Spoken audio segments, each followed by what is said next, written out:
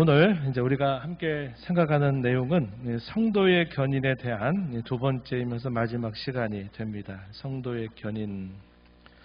말 자체는 이제 성도가 굳게 인내하고 견딘다라는 의미여서 내가 굳게 믿고 인내하고 참고 기다리면서 믿음을 지켜야 되겠구나 하는 생각을 우리가 하게 되는데, 실제적으로 그 내용을 우리가 다루게 되면 그 내용은 내가 인내하고 굳은 신앙으로 주님 오실 때까지, 혹은 주님이 나를 부르실 때까지 내가 믿음에 굳게 서겠다, 이렇게 우리가 결심은 하지만 실제적으로 우리가 그렇게 할 수 있는 것은 우리의 힘과 능에 달려있는 것이 아니라 삼위일체 하나님께서 우리를 굳게 붙들어 주신다는 겁니다. 우리가 은혜의 상태에서 떨어지지 않도록, 우리에게 약속하신 구원에서 떨어지지 않도록, 낙오되지 않도록 우리 성부 하나님, 성자 하나님, 성령 하나님께서 우리를 굳게 붙들어 주셔서 우리에게 이 구원에 이르도록 이끌어 가신다 하는 것을 우리가 살펴보게 됩니다. 그래서 우리가 이런 내용들을 통해서 두 가지 면을 생각하는 거죠. 하나는 하나님이 나를 죽을 때까지 부르시고 인도하신다. 내게 영생을 주신 그 하나님이 영원한 생명을 이 땅에서만 아니라 나중에 모든 내세의 삶 속에서도 이 생명을 갖고 살도록 나를 붙들어 주신다는 것에 대한 굳건한 확신을 우리가 가져야 되겠고, 또 한편으로는 우리가 주어져 있는 상황이 어떠하든지 간에 그 상황 속에서 주께서 나를 붙드시는 것처럼 나도 주님을 굳게 붙들고 내 남은 생애를 살리라 하는 이런 거룩한 다짐을 가지고 우리가 살아가야 된다 한 겁니다. 이 두 가지 면을 우리가 이런 성도의 견인에 대한 내용들을 통해서 살펴보게 되는 겁니다. 오늘 우리가 다루는 이 신앙고백서 17장 이 사망의 내용은 어떤 내용을 다루냐면, 우리가 이 땅에 성도로 살면서 성도의 견인이라고 하는 이 구원에 대한 확신을 가지고 살지만 우리의 삶이 그렇게 우리가 생각하는 것처럼 이상적인 삶을 사는 게 아니라 때로 녹록지 않은 삶을 살게 된다는 겁니다. 그래서 우리가 성도로 살지만 실수하기도 하고, 그것 때문에 때로 하나님의 징계를 받기도 하는 삶이 우리에게 주어질 수 있다 하는 것을 우리가 오늘 생각하게 됩니다. 이것은 우리의 신앙생활에 있어서 매우 피부적이고 매우 구체적인 삶에 대한 좋은 안내를 우리에게 가르쳐 준다 하겠습니다. 내용으로 한번 들어가 봅니다. 웨스트민스터 신앙고백서 제17장 사망의 내용을 우리 함께 천천히 뜻을 생각하면서 함께 읽어 가겠습니다.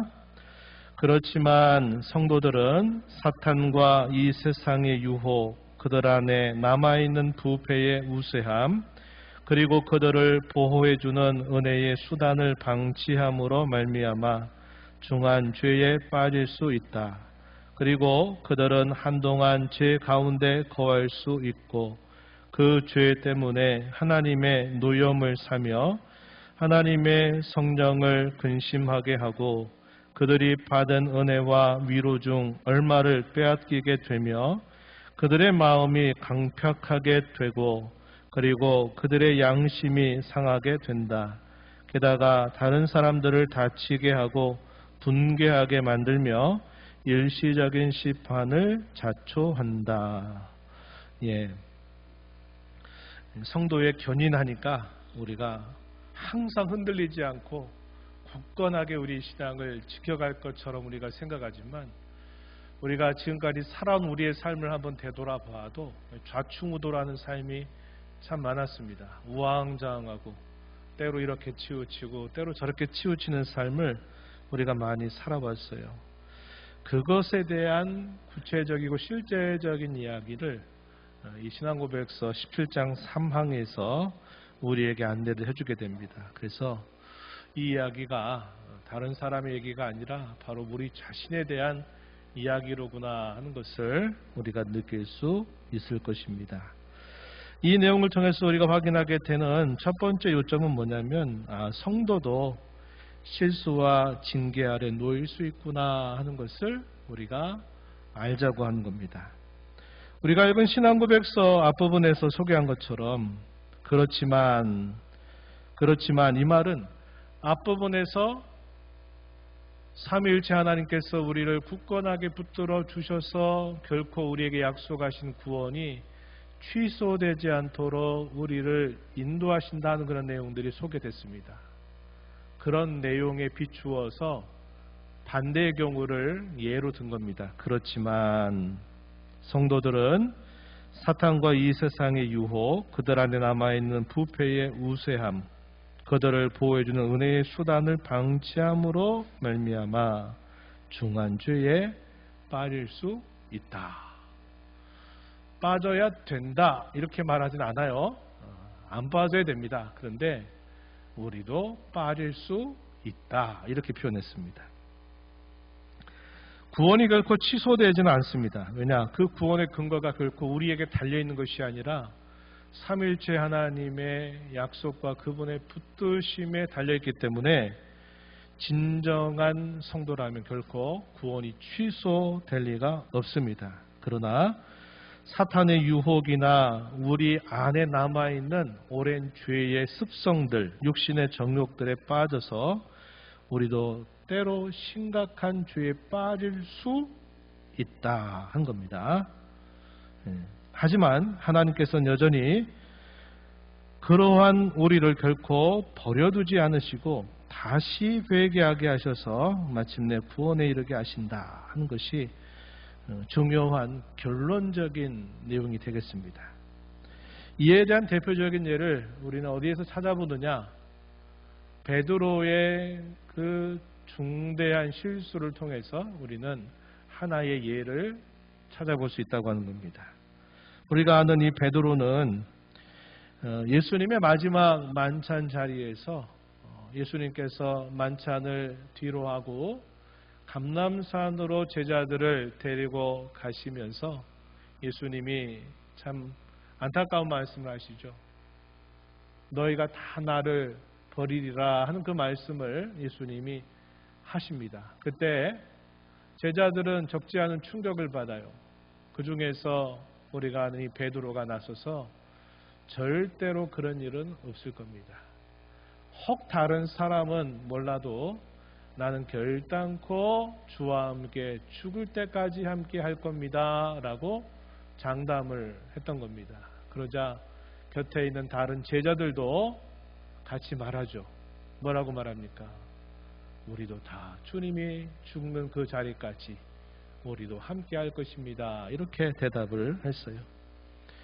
나서서 말하는 이 베드로에 대해서 예수님은 또 특별한 하나의 경고를 더하셨죠.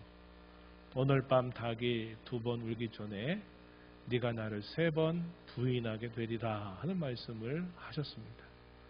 베드로는 굉장히 기분이 나빴을 겁니다. 내가 이렇게까지 말씀하는데 예수님 또 이렇게 말씀하시네 싶었을 거예요. 그리고 이제 감람산에 도착했을 때 예수님이 제자들 가운데 베드로와 요한과 야고보를 가까이 데리고 예수님이 기도하시던 겟셋마네 그 동산 벽까지 가까이 그들을 데려가셔서 기도해라. 시험에 들지 않도록 기도해라. 내 마음이 심히 죽게 되었으니 너희는 깨어서 근신해서 기도해라 하는 예수님의 당부를 듣지만 피곤함을 이겨내지 못하고 그들이 계속 꾸벅꾸벅 졸면서 그 기도할 기회를 놓치게 된 겁니다. 그리고 예수님이 동산에서 일어나시자마자 가룟 유다가 종교 지도자들과 또 그들이 데려온 군병들 앞에 서면서 예수님이 자연스럽게 체포를 당하시게 되는 순간 베드로가 어떻게 했나요? 깜짝 놀라서 대제사장의 종의 귀를 칼로 베어버리는 그런 일을 한 겁니다. 그러나 예수님께서는 그 떨어져 버린 그 귀를 주워가지고 다시 그 대제사장의 떨어진 그곳에 다시 붙여주세요. 칼로 하는 자는 칼로 망하게 될 것이다 하면서 예수님은 잠잠히 그 체포를 당하시게 됐고 그 순간에 모든 제자들은 혼비백산 다 도망치게 되는 일들이 있었던 겁니다. 베드로는 그래도 어떻게 되나 가까이 있으려고 하는 마음이 있었겠죠. 대제사장의 뜰까지 베드로가 무리 속에 밤이죠. 밤이기 때문에 조용히 얼굴을 가리고 그곳에 있게 됐는데 때마침 그곳에서 이 대제사장의 여종이 베드로인 줄 알아봅니다. 너는 예수 그 도당 맞지? 이렇게 했더니 그때부터 베드로가 자기의 의지와 상관없이 나 몰라 이렇게 하면서 3번씩이나 배반해요. 본문의 말씀으로 한번 들어가 볼까요? 마태복음 26장 70절의 첫 번째 부인, 72절의 두 번째 부인, 74절의 세 번째 부인입니다. 한번 말씀을 보세요. 베드로가 모든 사람 앞에서 부인하여 이르되 나는 네가 무슨 말을 하는지 알지 못하겠노라. 또 72절에 베드로가 맹세하고 또 부인하여 이르되 나는 그 사람을 알지 못하노라. 마지막 세 번째 그가 저주하며 맹세하여 이르되 나는 그 사람을 알지 못하노라 하니 곧 닭이 울더라. 이렇게 성경이 기록합니다. 그래서 베드로는 예고도 받았고 아니다라고 분명하게 이야기도 했는데 자기의 의지와 생각 없이 걷잡을 수 없는 이 소용돌이 안으로 싹 빨려 들어가면서 결국 예수님을 3번씩이나 부인하는데 이 부인의 강도가 더 커져요. 왜? 안 믿거든요. 사람들이. 모른다고 한 거 너 거짓말 이런 식의 될까봐 두 번째 부인할 때 마지막 세 번째 부인할 때는 저주하여 맹세까지 하면서 나는 그를 모른다 이렇게 말한 겁니다. 그러다 결국은 이렇게 걷잡을 수 없는 밑바닥으로 결국은 떨어져 버리게 되는 그런 베드로의 모습을 우리가 알게 되는 겁니다. 그런데 예수님의 사랑은 변함이 없다는 거지. 변함이 없다는 것을 이미 말씀하셨고 예수님은 또 그렇게 말씀대로 이 베드로를 다시 회복하시는 일을 행하시죠. 내가 살아난 후에 내가 먼저 갈릴리로 가 있을 거다. 거기서 만나자 하는 말씀을 예수님이 미리 하셨고 부활하신 예수님께서는 제자들에게 몇 번 나타나셨지만 예수님 어디로 가느냐? 갈릴리로 먼저 가셨습니다. 그리고 제자들을 기다리셨어요. 갈릴리는 베드로와 요한과 야고보, 안드레 특별히 어부 출신의 4사람을 불렀던 삶의 터전이었습니다. 그곳에서 예수님이 또다시 고기를 잡는 그들을 위해서 고기들을 준비하셨고 아침 식사를 차려 놓으신 다음에 그들에게 먹을 거리를 주시면서 특별히 뭐라고 말씀하세요? 요한의 아들 시몬아, 네가 나를 사랑하느냐? 네가 나를 사랑하느냐? 네가 나를 사랑하느냐? 3번을 물으셔요. 그러더니 베드로의 대답이 부인할 때는 더 강도가 세졌어요. 그런데 예수님이 묻는 물음에 처음에는 조금 확신 있게 내가 주님을 사랑하는 줄 주께서 아시지 않습니까? 두 번째 물었더니 내가 그래도 주님 사랑하잖아요. 세 번째 물었더니 말이 더 약해져가는 이 베드로의 모습을 봐요. 그럼에도 불구하고 예수님은 이제 너는 내 양을 먹이라 너는 내 양을 치라 하는 말씀을 주시면서 다시 그를 불러서 세상으로 내보내시는 예수님의 사랑을 보게 됩니다. 베드로의 경우가 바로 아주 대표적인 경우가 돼요. 참 예수님의 제자 중에 우리가 잘 아는 대로 수제자다 이렇게 부르는 사람이었는데 이런 큰 실수를 주님 앞에 행했습니다. 구약 시대로 가면 누가 또 이런 일을 대표적으로 행했을까요? 내 마음이 합한 자라고 한 사람 누굽니까? 내 마음이 합한 사람 다윗. 다윗. 우리 하나님께서 다윗은 내 마음이 합한 사람이다 이렇게 말하실 정도였지만 그의 생애를 들여다보면 다윗도 걷잡을 수 없는 이 중한제 소용돌이 안으로 확 빠져버렸던 때가 있었다는 것을 우리가 보게 됩니다. 우리가 잠시 후에 한번 좀 살펴보도록 할게요. 그래서 성도인 모든 사람들도 실수와 징계 아래 얼마든지 놓일 수 있다 하는 것을 우리가 알게 되고요. 이어서 두 번째 요점은 어떤 형식으로 그렇게 될 수 있느냐, 갈수록 더 심각한 상태까지 빠질 수 있다까지 이야기를 한 겁니다. 우리 고백서에 이어지는 내용에 보면은 한동안 죄 가운데 거할 수 있고 그 죄 때문에 하나님의 노염을 살 수 있다. 성령을 근심하게 하고 은혜와 위로 중 얼마를 빼앗기게 될 수도 있다. 마음이 강팍해지고 양심이 상하게 되기도 한다. 더더욱 자기뿐만 아니라 다른 사람들을 해치게 하고 분노하게 만들면서 결국 일시적인 심판을 자초하기도 한다. 이렇게 표현을 했습니다. 그 내용을 한번 좀 우리가 성경을 통해서 짚어볼게요. 첫 번째는 한동안 죄에 거하면서 하나님의 노염을 사는 경우들이 있을 수 있다는 겁니다. 우리 거기 성경 구절을 중에 보면요, 사무엘하 11장 27절 말씀을 우리가 먼저 읽어보는 게 좋겠습니다. 우리 같이 한번 읽어볼게요. 사무엘하 11장 27절. 그 장례를 마침에 다윗이 사람을 보내 그를 왕궁으로 데려오니 그가 그의 아내가 되어 그에게 아들을 낳으니라. 다윗이 행한 그 일이 여호와 보시기에 악하였더라. 장례를 마쳤다. 이 장례가 누구에 대한 장례냐면 밧세바라고 하는 사람의 남편 충신 우리아의 장례를 말합니다. 그 장례를 마쳤어요. 그랬더니 다윗이 옳거니 잘됐다.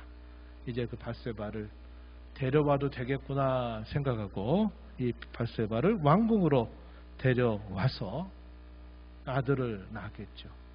처음에 다윗은 임신했다는 사실들을 생각지도 못했을 겁니다. 근데 한 3개월 정도가 지나고 나니까 이 밧세바와 간음했는데 그 간음한 결과가 드러나 버린 거예요.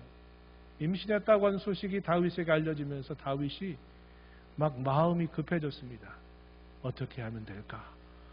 인간적인 모든 지혜와 셈법을 다 발휘했어요. 그래가지고 우리가 아는 대로 지금 전쟁 중에 있는 그 밧세바의 남편을 휴가를 줘가지고 아내와 함께 며칠 동안 있게 합니다. 그래서 마치 임신이 자기 때문에 된 게 아니라 자기 남편 덕에 된 것처럼 이렇게 숨기려고 했는데 우리아가 어떻게 합니까? 내가 어떻게 내 동료들이 전쟁에서 목숨 걸고 싸우고 있는데 나 혼자만 아내와 함께 시간을 갖겠느냐 해가지고 우리아가 그 말을 듣지 않아요. 나중에 다윗이 어떻게 합니까? 안 되겠다 싶어가지고 그러면 할 수 없다. 전쟁의 가장 최전선으로 내보내라. 그리고 그가 가장 싸우고 있는 그 즈음에 다른 군사들을 뒤로 퇴각시켜라. 뭐 하라는 겁니까? 적군의 칼에 맞아 죽게 만드는 악을 도모한 겁니다. 그리고 실제로 우리아가 그렇게 해서 죽었어요. 그 누구 책임일까요? 다윗 책임이죠. 그 동기와 그 모든 것들 꾸며낸 것들을 하나님이 다 보셨습니다. 하나님이 그것에 대해서 진노하실 수밖에 없었어요. 다윗은 그때까지만 해도 정신 못 차려요. 그리고 잘됐다. 우리아가 죽었으니까 이 밧세바가 자기 남편 장례 마치고 나니까 다윗이 옳거니 됐다. 이제 왕궁으로 밧세바를 들여가지고 내 아내로 삼으면 되겠구나. 이렇게 생각을 했던 겁니다. 평상시 하는 다윗의 모습과는 너무나 다른 모습을 짧은 시간이 아니라 긴 시간 동안 이렇게 가졌다는 것을 성경은 그대로 드러내고 있는 겁니다. 사무엘하 11장 27절에 그 모든 전말들을 다 지켜보신 하나님이 다윗을 뭐라고 했어요? 여호와 보시기에 악하였다. 이렇게 말합니다. 그래서 그 낳은 아들이 결국 못 살아요. 하나님이 데려가십니다. 그리고 다윗의 왕계에는 아주 무서운 징계가 아주 오랜 세월 동안 내리게 되는 일이 있게 되죠. 이후에 하나님이 어떻게 하셨을까요? 그래도 돌이키지 않는 이 다윗에게 하나님이 선지자를 보내요. 누굴 보냈습니까? 나단 선지자를 보내요. 그래가지고 이 나단 선지자를 통해서 다윗의 범죄 행위를 싹 드러내십니다.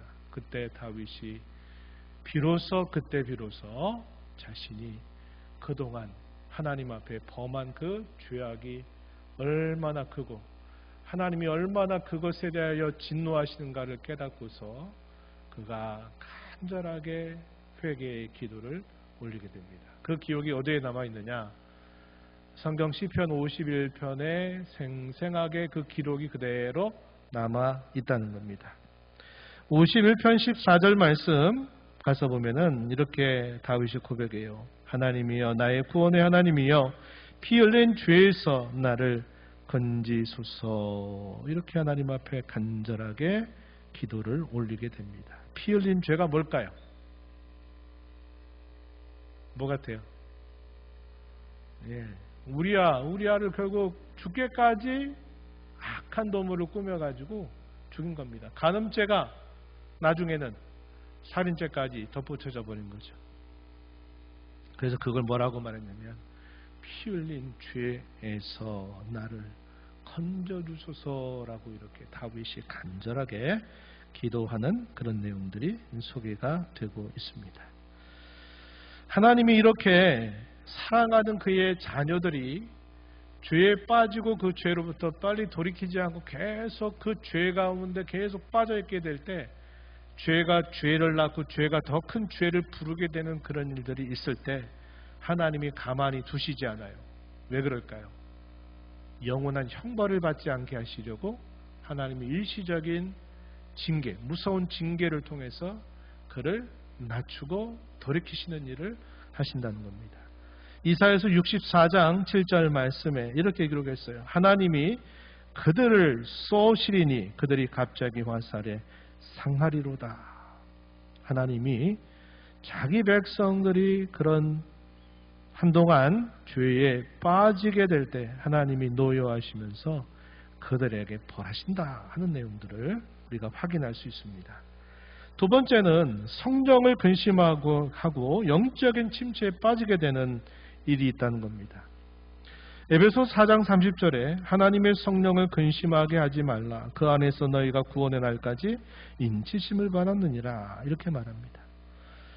성령께서 믿는 자의 심령 속에 내주하신다 그랬어요. 내주하신다. 떠나지 않고 그들 가운데 영원히 거하신다는 겁니다. 근데 그러한 약속에도 불구하고 성도가 죄를 범하게 될 때 내주하시는 성령께서 어떻게 하시느냐? 그러한 일들에 대하여 계속 근심하신다라고 표현을 하고 있다는 겁니다. 그래서 우리가 범죄하게 되면 우리 안에 내주하시는 성령께서 근심하게 된다. 또 다른 성경에 표현해 보니까 소멸하게 된다. 이런 표현도 사용했습니다. 성령을 소멸하지 말아라 하는 말을 사용하기도 해요. 그리고 어떤 일들이 따라오느냐? 이제 침체의 늪에 빠져버리게 되는 겁니다. 에베소 교회에 대하여 주님이 나타나셔서 예수님이 하셨던 말씀을 우리가 떠올려 보죠. 요한계시록 2장 4절에 보면 소아시아의 7교회 중에 에베소 교회를 가장 먼저 소개하는데요. 이 에베소 교회가 잘한 것도 있지만 잘못한 것 중에 대표적인 게 뭐냐면 처음 사랑을 그들이 버렸다는 겁니다.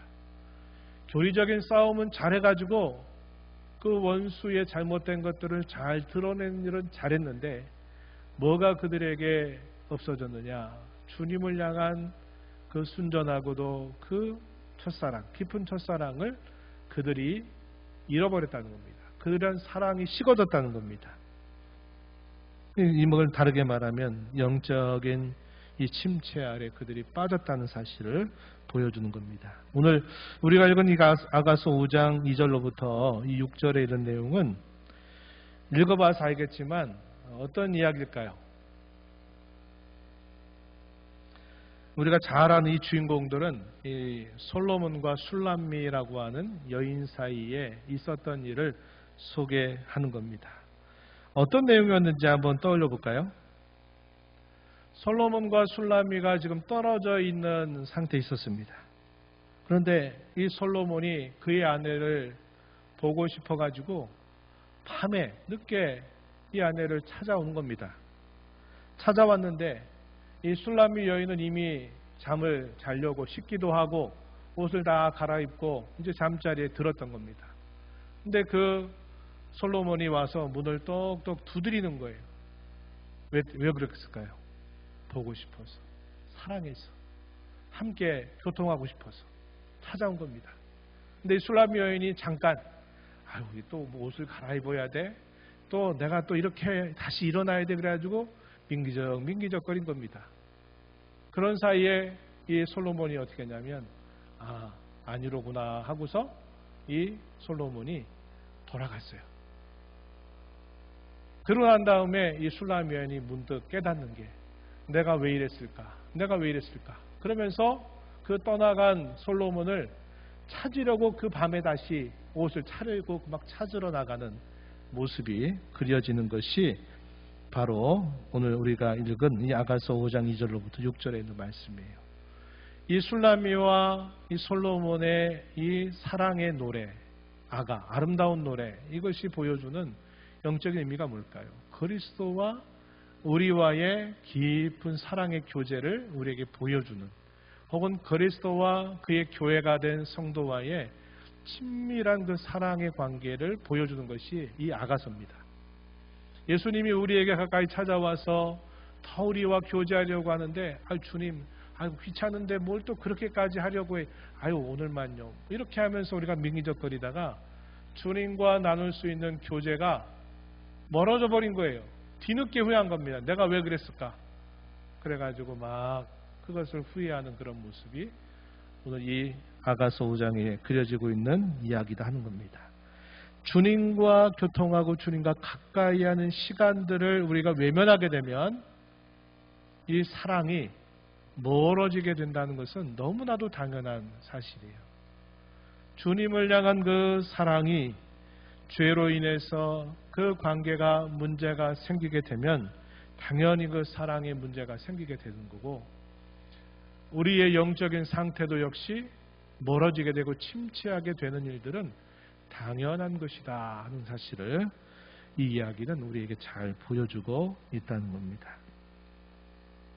여러분 살아오시면서 영적 침체라는 걸 경험해 보신 적이 있으시죠?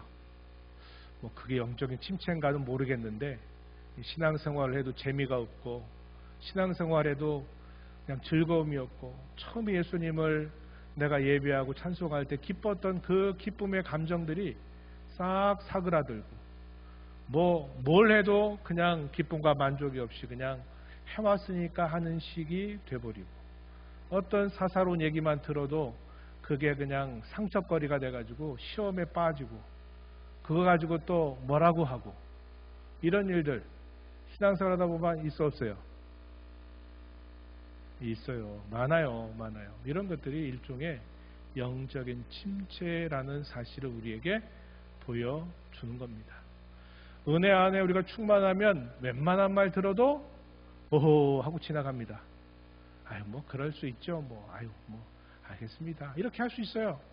근데 하나님의 은혜가 우리에게 떨어지고 그 은혜가 식어지면 별거 아닌 건데도 그냥 마음에 팍팍 박혀가지고 그 말들을 대받아쳐야 되고, 그 말을 내가 품고 있으니까 그게 나한테 그냥 스트레스가 돼가지고 못 견뎌야 하는 일들이 우리에게 올 때가 있어요.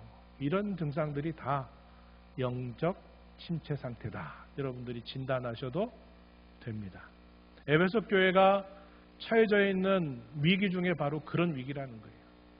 주님과의 사랑이 소원해졌어요. 멀어졌어요. 그러다 보니까 그들은 외적으로는 할 일들을 하고 외적인 데서는 큰 변화가 없지만 내면적인 관계의 기쁨, 즐거움이 멀어져 버린 거예요. 빨리 이거 회복해라. 어디에서 이 처음 사랑이 떨어졌는지를 빨리 회복하지 않으면 촛대가 옮겨질 것이다 하는 말씀을 예수님이 주셨다 하는 겁니다. 세 번째는 마음이 강팍해지고 양심이 상하게 되는 일도 우리에게 따라올 수 있다는 겁니다. 어떤 거냐면 이거죠. 마음이 딱딱하게 굳어지는 겁니다. 구약 성경에서 우리가 많이 있는 그 대표적인 표현이 있죠. 이 백성이 뭐 하다고 그래요? 이 백성이 목이 곧았다 그래요. 이 목이 곧은 백성이다. 모세가 40여 년 광야 생활 이스라엘 백성들을 인도하면서 애굽에서 나온 첫 세대들이 다 죽었습니다. 다 죽었어요. 40년 동안. 누가 살아남았습니까? 여호수아 갈렙이 다 죽었어요. 광야에서 태어난 세대는 있었지만 애굽에서 나온 그 장정들 60만 되는 그 장정들 중에 살아있는 사람은 딱 2사람이에요. 모세가 설교할 때 뭐라고 말합니까? 모세 이야기가 아니라 하나님 말씀입니다. 너희는 목이 곧은 백성이다. 목이 곧은 백성이다. 하나님의 뜻이 뭔지를 알면서도 일부러 반드시 그 뜻을 반대하고 그 뜻을 거역하는 태도를 보이는 겁니다. 이걸 두고 강팍하다 혹은 이걸 두고 마음이 완악하다 이렇게 말하는 겁니다. 이 상태는 처음부터 그렇게 되지 않아요. 어떤 상태가 계속되면 그럴까요? 한동안 죄에 빠져 있으면서도 그 죄에서 돌이키지 않고 계속 그 길에 머물게 되면 나중에는 우리 마음이 딱딱하게 굳어서 이렇게 강팍해지는 일이 따라오고 우리의 양심은 작동을 못하게 됩니다. 양심 무한 사람처럼 화인 맞은 사람처럼 양심의 작동이 더 이상 안 돼요. 더 이상 자기 스스로 자정 능력을 가질 수 없는 상실해버린 상태까지 가는 겁니다. 하나님이 왜 북이스라엘 나라를 아수르 나라에 의해서 남유다를 바벨론 나라에 의해서 바다까지 그들을 떨어뜨리셨느냐?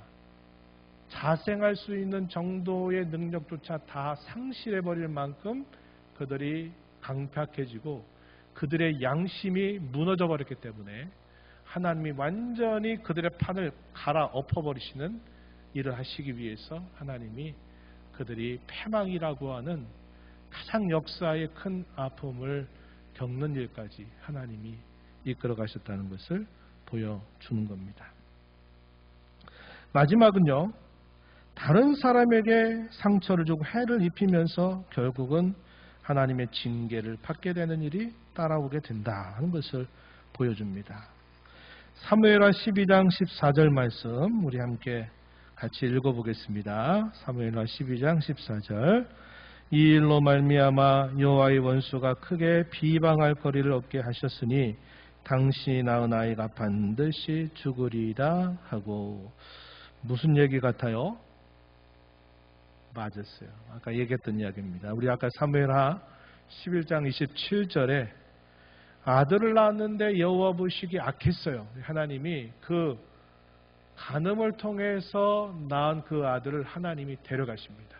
그래서 여기 12장 14절에 그 이유가 뭐라 그랬냐 했더니 여호와의 원수가 크게 비방할 거리를 얻게 하셨기 때문이다. 이렇게 표현했습니다. 여호와의 원수 누굴까요? 여러 사람이 될 수도 있고 때로 가까운 사람이 원수가 노릇할 수 있지만 궁극적인 그 원수는 누구냐면 사탄입니다. 사탄이 그걸 계속 가지고 계속 참소하고 고발하는 일들을 쉬지 않아요. 계속 고발합니다. 너 그때 그 상황에 그런 죄를 범했잖아. 너는 죄인이잖아. 네가 무슨 하나님 앞에 용서받는다고 네가 그렇게 말할 수 있어. 하는 식으로 계속 찔러대는 일을 이제 한다는 겁니다. 우리가 지난주 수요일날 바울 사도가 자기에게 주어진 영광스러운 직분을 감당하면서 그가 그 영광스러운 직분을 감당할 때 어떤 자세로 있느냐? 비방거리가 되지 않게 하기 위해서 그는 모든 수고를 아끼지 않았다고 고백했습니다. 무슨 목적으로? 자신이 전하는 그 복음이 그 사람의 말과 행동과 그들의 행실 때문에 복음이 비방거리가 되고 하나님을 믿는다고 한 사람이 그걸 뭐냐고 이런 식의 이야기를 들어서 그 영광스러운 복음이 자기 때문에 가려질까 두려워해서 자기가 어떻게 살아왔는가를 다 고백했던 내용들이 고린도후서에 소개되고 있다는 겁니다. 이 죄를 범하면요, 그 죄가 우리 원수에게 하나의 꺼리가 돼요. 꺼리, 비방거리가 됩니다. 계속 찔러대요. 그래서 하나님이 다윗에게 너 그 아들을 내가 계속 데리고 있으면 원수가 계속 너를 비방할 거리를 만듭니다. 그래서 그 아이를 데려가겠다 그래가지고 하나님이 결국은 데려가시는 거죠. 다윗의 범죄 때문에 사실 그 아이, 어떻게 보면 그 아이가 뭔 죄가 있습니까? 다윗과 밧세바 사이에서 태어나니까 뭐가 죄가 있어요. 그런데 자기 부모의 범죄 때문에 결국 그 아이는 세상의 빛을 보지 못하고 죽어버린 겁니다. 결국 자신의 범죄 때문에 결국 다른 해를 입히게 된 일이 있었던 것이고 하나님은 결국 징계하셨다는 것을 보여주고 있습니다. 시편 89편 31절 32절 말씀해 보면 이렇게 말씀해요. 내 율례를 깨뜨리며 내 계명을 지키지 아니하면 내가 회초리로 그들의 죄를 다스리며 채찍으로 그들의 죄악을 벌하리로다. 이런 말씀하셨습니다. 또 우리가 하나 성경 구절 더 여러분들 우리가 함께 더 소개한다면 사무엘하 7장 14절 15절 말씀인데요. 이 말씀 하나님이 다윗에게 주신 약속입니다. 우리가 소위 다윗 언약이라고 부른 내용인데요. 하나님이 이렇게 말씀하세요. 다윗의 아들 솔로몬을 두고 하신 말씀이에요. 그가 만일 죄를 범하면 내가 사람의 매와 인생의 채찍으로 징계하려니와. 솔로몬에 대한 이야기입니다.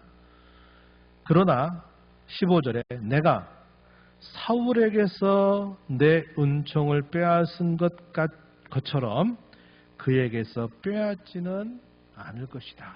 이렇게 말씀해요. 사울은 버림을 받을지라도 내 아들 솔로몬은 내가 사람의 매와 인생의 채찍으로 징계하겠지만 내가 그를 버리지는 않겠다. 이런 말씀을 하신 것입니다. 그래서 오늘 우리가 살펴본 내용은 어떤 내용이냐. 성도의 견인이라고 하는 이 확고한 구원의 확신에 대한 가르침이 있긴 해도 우리가 범죄하게 될 때, 그 범죄로부터 우리가 빨리 돌이키지 않게 될 때 우리가 이러한 일들을 얼마든지 경험할 수 있으니 조심하라는 겁니다. 조심하라. 경계해라. 이렇게 되지 않도록 항상 경계하며 살아라 하는 말씀을 우리에게 가르쳐 주고 있는 겁니다. 결론으로 들어가면 오늘 배운 교훈을 통해서 우리 연약함과 실수, 그것으로 인해 징계가 주어질 수 있음을 우리는 기억해야 하겠고, 주어지는 징계에 대해서는 피하는 게 상책이 아니라 겸허하게 받아들이는 것이 중요하고, 하나님 앞에 나와서 우리가 진심으로 회개하는 마음을 갖고 회개하고 죄 용서의 은총을 우리가 간절히 구해야만 된다 하는 겁니다. 그래서 이것이 이러한 혹독한 징계로부터 벗어나는 유일한 길이다 하는 것이고, 적극적으로는 어떻게 됐느냐. 우리가 읽었던 고백서 앞에 뭐라고 말해요? 우리에게 주셨던 은혜의 수단들을 모함으로 방치함으로 말미암아 중한죄에 빠질 수 있다 그랬어요. 우리는 은혜의 수단을 부지런히 사용해야만 된다는 겁니다. 은혜의 수단이 뭐가 있습니까? 하나님의 말씀. 가장 첫째 되고 중요한 게 말씀이에요. 말씀 생활이죠. 두 번째가 뭘까요? 기도 생활입니다. 기도 생활. 세 번째가 뭘까요? 세 번째? 예배도 틀린 건 아니에요. 뭘 물었더니 무조건 예수님 답변하면 그 대답에 거의 몇십 프로 다 맞는다 그러는데 예수님. 예배도 맞아요. 왜냐하면 예배 안에 이런 말씀과 기도라는 게 들어있기 때문에. 또 뭐가 있냐면 성례라고 하는 것입니다. 성찬에 참여하고 하는 것들이 하나님이 우리에게 은혜 주시겠다고 약속하신 아주 공식적인 수단이에요. 그걸 우리가 부지런히 사용해야 됩니다. 이것들을 게을리하면서 다른 어떤 것으로 내가 은혜 받겠다 하는 것은 지금 곁길로 가는 겁니다. 곁길로 가는 거예요. 여러분 꼭 기억하셔야 됩니다. 하나님이 공식적으로 너희가 이런 거 할 때 내가 은혜 주겠다 하셨던 그 수단들을 우리가 잘 붙들고 부지런히 사용해야지. 일주일에 한번 성경책 열어보고 일주일에 한번 기도에 나와서 그냥 기도하고 이렇게 해보세요. 은혜의 수단은 아주 게으르게 사용한 죄가 되는 겁니다. 우리 그렇게 하면 안 돼요. 그래서 말씀 생활, 기도 생활, 또 주께서 우리에게 또 예배를 통해서 베푸시는 성찬 이런 것들이 있을 때 믿음을 가지고 부지런히 교회당에 모일 때만 아니라 여러분의 가정에서 일터에서조차 이 은혜의 수단들을 부지런히 사용하는 것이 이러한 혹독한 영적인 침체나 강팍함이나 죄로 인해서 받는 징계로부터 우리가 벗어나는 그런 길이다 하는 것을 여러분이 꼭 기억하시기를 부탁드리겠습니다. 주님 감사합니다. 오늘 성도의 견인에 대한 말씀을 배우면서 저희에게 주신 은혜의 수단들을 방치하고 게을리 사용하는 것 때문에 저희들이 심각하고 중대한 죄에 빠질 수 있고 그것으로 인해서 많은 여러 어려움들을 겪을 수도 있다는 사실을 저희가 성경의 가르침을 통해서 살펴보았습니다. 바라옵기는 저희가 그러한 연약함과 실수에 빠질 때마다 유일하고도 가장 확실한 길 하나님의 사제의 은총을 구하며 여호와 앞에 나와 부르짖는 것임을 기억하고 더 나아가서는 은혜의 수단들을 부지런히 사용하는 그런 부지런함을 가지고 하나님을 섬겨가는 저희들 다 되게 하여 주옵소서. 예수님 이름으로 기도하옵나이다. 아멘.